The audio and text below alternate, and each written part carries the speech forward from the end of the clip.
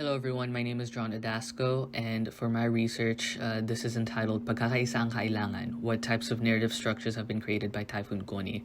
Pagkakaisa, Kailangan is a Tagalog phrase meaning unity is required, which I think is important, especially when handling a typhoon.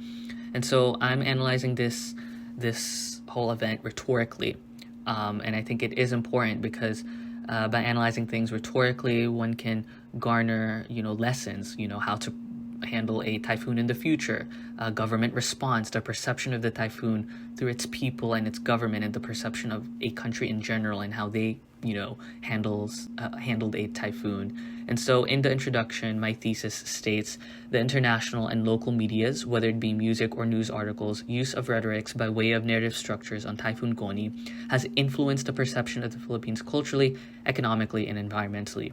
And this thesis is evident when I analyzed an editorial, a news article, and its impact environmentally.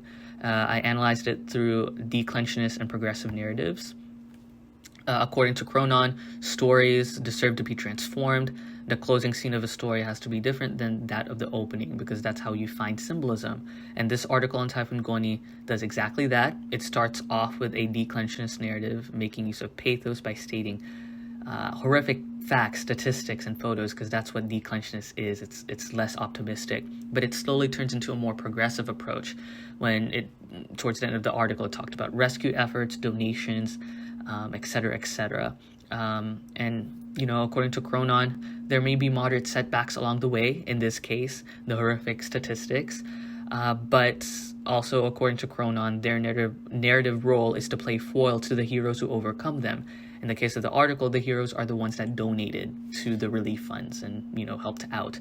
So that's one way of analyzing this storm rhetorically. Another way is through governmental assertions or statements.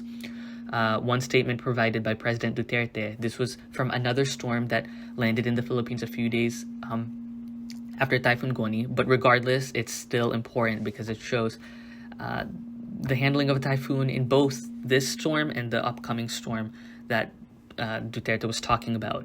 Unfortunately, Duterte, during this natural disaster conference, said some inappropriate sex jokes, how he was undersexed.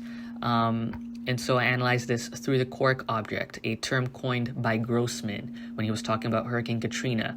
This rhetorical device is used in various situations in which the meaning that's verbally expressed is powerless, where the expression of meaning does not work, and it does not work here. It's inappropriate. Sex jokes are inappropriate in any typhoon. And so another definition can be garnered from the cork object word, because in Grossman's article he compares the cork object to the real world when he talks about women and feminist studies, and that the name eventually changed to gender studies. So I made another definition of the cork object, a neologistic definition. Cork meaning to make an everlasting impact, whereas object meaning has a purpose or goal. Similarly, after Duterte's sex jokes were trending on Twitter, it created what I called a contagion effect, in which led to the distrust of the Filipino people. And this is evident through the Pink Lady interview. She was talking about, she was crying out towards a celebrity named Willie. She said, I'm talking to you, all of us can't live because all the crops that we planted are gone. And it's interesting, she's crying out towards a celebrity instead of a political figure. And it shows the distrust because of the statement by Duterte. And the fact that she calls the celebrity brother Kuya in Tagalog shows respect. When you call someone Kuya in the Philippines, it's a sign of respect. And so once a vase is broken, one can try and build it back together, but it will never be the same. Through the cork object, it made another contagion effect. This was a statement during Typhoon Goni by Leonor Briones, the Secretary of Education in the Philippines. She was caught saying, we can go back to school, it's fine. If your homework's wet, you can dry it in the sun or use an ironing, board.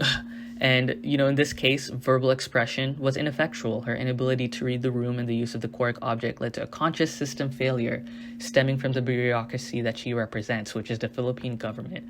People that are in the higher part of the ladder, according to Herndl, designate other groups as the people across the street or those folks on the other side of the building.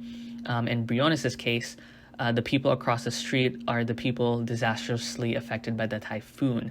And her statements show that she's lacking in empathetic intelligence as well as her sense of disconnection to the Filipino people, thus shows her sense of hierarchy.